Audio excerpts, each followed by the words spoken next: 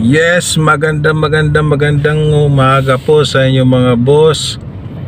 Di ba kahapon nag-update ako sa aking YouTube channel na may problema ang aking YouTube. So sinuspindi po tayo. Nasuspindi lang naman po tayo.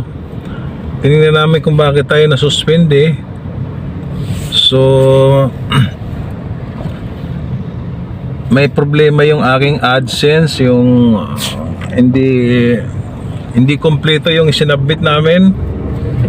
So kaya pala naghihintay ako mga boss ng Gmail ng aking dumating yung aking AdSense pin po. So wala dumarating. Akala ko naman boss, akala ko mga boss hindi pa ako nakakompleto ng $10, kaya inayaan ko na lang. So hindi ko binisita yung aking AdSense.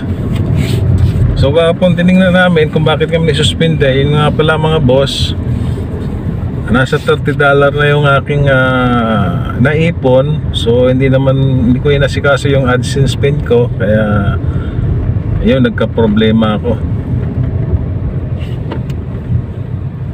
So yan na nga mga boss, yung mga baguhang nag-aantay ng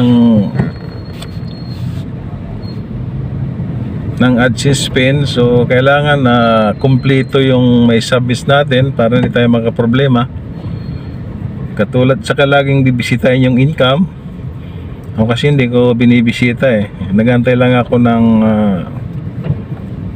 yung Gmail na i-email ako ni Googles eh. So yun na nga mga boss. Pero naibalik na rin namin mga boss.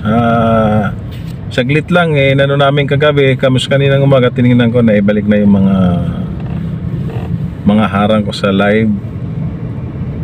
So yun na mga boss, in-update ko lang kayo. Maraming salamat po sa inyo at lalong lalo na kay Ma'am Freya na concern sa aking YouTube. Ma'am, maraming salamat po sa inyo. Kayo po yung nag-message sa akin na ayusin nyo, pero okay naman po, naayos na namin ng anak ko. At maraming salamat po sa inyo. God bless po.